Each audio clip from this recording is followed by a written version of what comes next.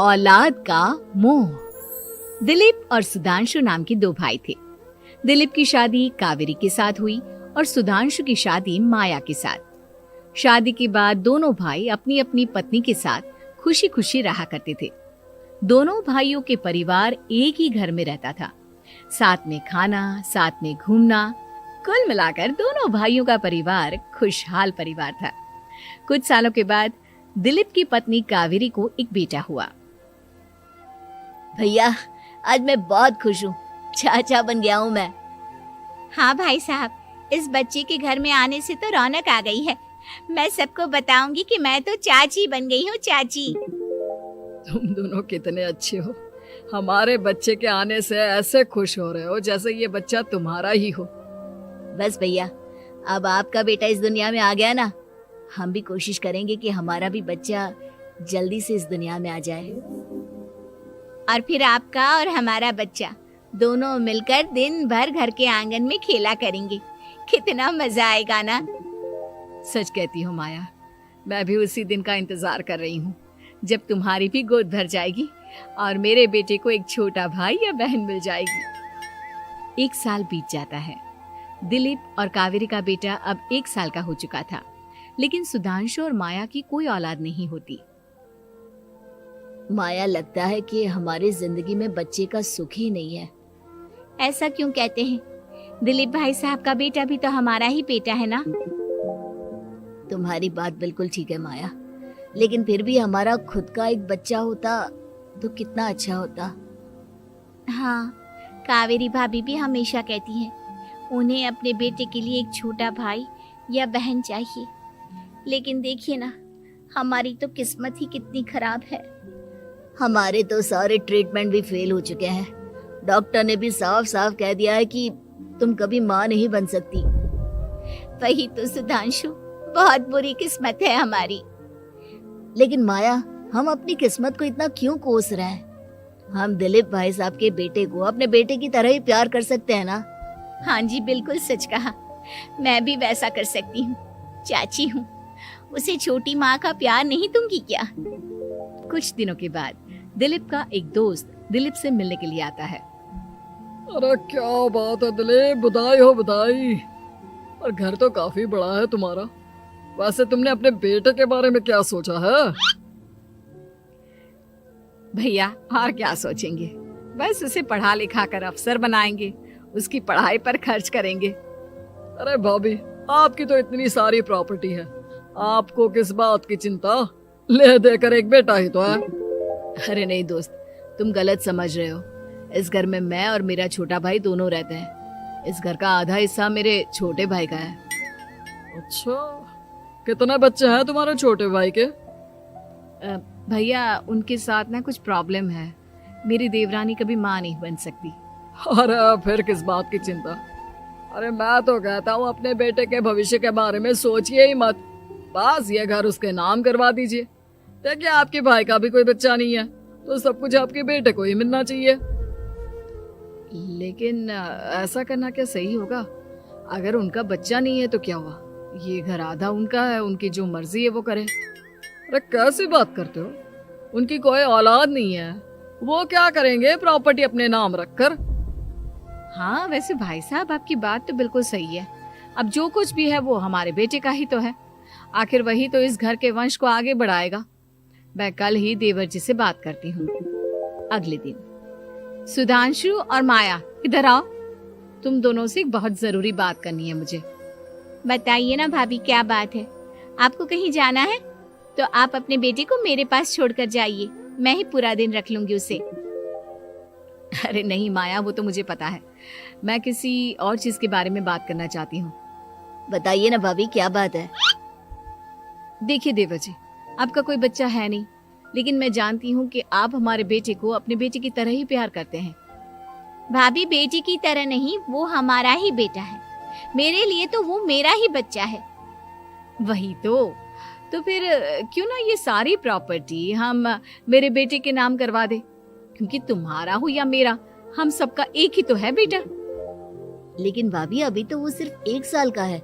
अभी से प्रॉपर्टी उसके नाम करवाने का क्या मतलब है? देखे देवर जी, जो काम जितना जल्दी हो जाए ना उतना अच्छा। आने वाले वक्त का क्या भरोसा।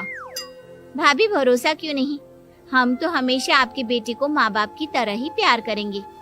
हाँ, लेकिन फिर भी मैं चाहती हूँ कि ये सारी प्रॉपर्टी मेरे बेटे के नाम हो जाए। अब मुझे नहीं लगता तुम दोनों को इसमें कोई भी परेशानी होगी, है ना?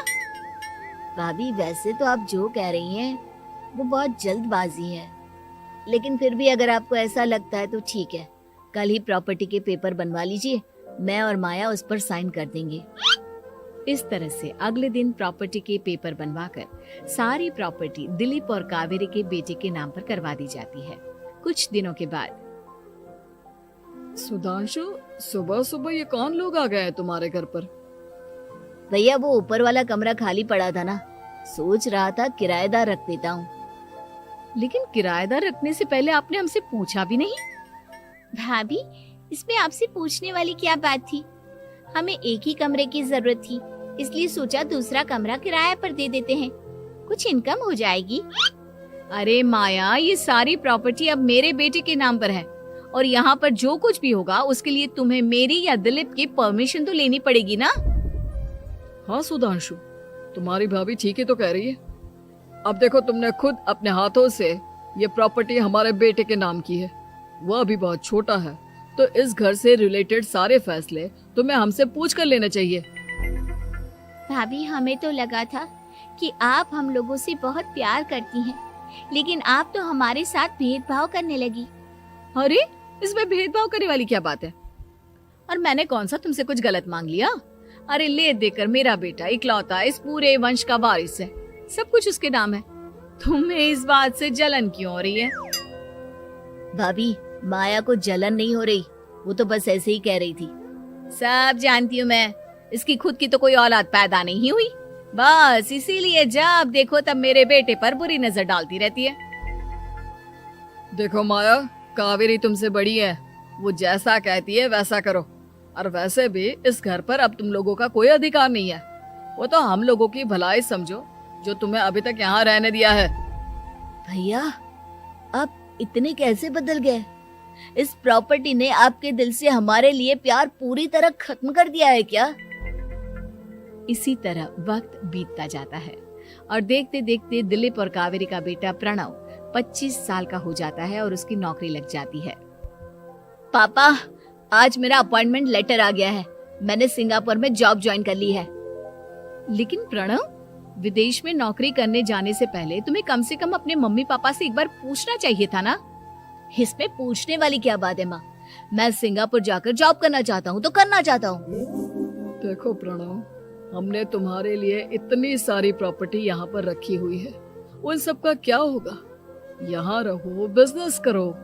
सॉरी पापा, मैं यहाँ रहकर कोई बिजनेस नहीं करने वाला, और ये जितनी भी प्रॉपर्टी आपने मेरे लिए संभाल कर रखी है ना, ऐसे ही किसी को दान में दे दीजिए, क्योंकि मैं सिंगापुर से वापस इंडिया आकर कभी नहीं रहने वाला। दिमाग खराब हो गया है तेरा, जानता नहीं, तेरी वजह से हमने तेरे चाचा चाची से लड़ाई करके पूरा घर तेरे नाम करवा दिया था। हाँ तो ऐसा करने से पहले आपको सोचना चाहिए था ना। और मम्मा, मैं तो वैसे भी उस वक्त 1 साल का था, मेरा इस मैटर से कोई लेना देना नहीं है। कैसी बात कर रहा है ये लड़का? अरे तेरी वजह से अपने छोटे भाई से दुश्मनी लेकर बैठा हूं मैंने तो उसे घर से भी निकाल दिया। जानता नहीं तू, बाजू वाले घर में एक छोटा सा कमरा किराए पर लेकर रहते हैं तेरे चाचा चाची, और ये सब मैंने तेरे लिए किया। देखिए पापा, आपने जो कुछ भी किया अपने लिए किया। मैंने आपसे कब कहा था कि मुझे ये प्रॉपर्टी और घर चाहिए? और वैसे भी अपने भाई के साथ इस तरह का बिहेव करके आपने कोई अच्छा काम तो किया नहीं। तू सही कह रहा है बेटा, हमने तेरे चक्कर में अपने छोटे भाई जैसे देवर और बहन जैसी देवरानी को इस घर से निकाल दिया। बहुत बड़ी गलती हो गई मुझसे। ठीक है मॉम, तो अब आप अपनी गलती सुधारो, लेकिन मुझे तो फॉरेन जाना है, मैं वहीं जाऊंगा। अब आगे क्या करना है ये आपका डिसीजन है। और प्रणव सिंगापुर जॉब करने के लिए चला जाता है। कुछ दिनों के बाद जब दिलीप और कावेरी को अपनी गलती का एहसास होता है तो वो सुधांशु के घर पहुंचती है। सुधांशु, माया, हमें माफ कर दो, हमसे बहुत बड़ी गलती हो गई। क्या हुआ भाभी? आज इतने सालों के बाद अब हम गरीब लोगों के घर क्या करने आई हैं? भाभी, हमने तो खुशी खुशी अपने भतीजे को सब कुछ दे दिया, अब हमारे पास कुछ भी नहीं बचा है। भाई, मुझसे बहुत बड़ी गलती हो गई। जो तेरे जैसे भाई को मैंने प्रॉपर्टी के चक्कर में घर से निकाला और जिसके लिए मैंने ये सब कुछ किया, वो खुद ही विदेश चला गया। भैया भाभी, जिस बेटे के लिए आपने हम लोगों को इतनी तकलीफ दी, आपस के प्यार को बिगाड़ा, जब वही आपसे दूर चला गया तो आपको इस बात का एहसास हुआ। लेकिन माफ कीजिए, अब हम आपके साथ रहने के लिए उस घर में नहीं आ सकते। नहीं नहीं माया, ऐसा मत कहो। मुझसे बहुत बड़ी गलती हो गई। प्लीज वापस चलो, मैं वो घर फिर से तुम्हारे नाम कर देती हूँ। भाभी, मैं उस घर का क्या करूंगी? किसके लिए? मेरा कोई बच्चा नहीं। मैं तो बस जिंदगी भर आप लोगों के साथ प्यार से रहना चाहती थी। प्रणव को अपने बेटे की तरह प्यार करना चाहती थी, लेकिन आपने मुझसे वो अधिकार छीन लिया। भाभी और भैया, एक सवाल पूछना चाहता हूँ आप लोगों से। जो बच्चा कुछ ही दिन पहले दुनिया में आया हो, जिस बच्चे के भविष्य का आपको पता ही ना हो, उसके लिए अपने पुराने रिश्तों को तोड़ देना, अपने सगे रिश्तेदारों से दुश्मनी मोल लेना, उनके साथ झगड़ा करना, उनकी बेइज्जती करना, क्या ये सही है? कम से कम हमें सही वक्त का इंतजार तो करना चाहिए ना। सिर्फ प्रॉपर्टी के लिए अपने सगे भाई को घर से निकाल दिया, वो भी अपने 1 साल के बेटे के लिए। क्या ये वाकई में सही था? जवाब दीजिए मेरी बात का।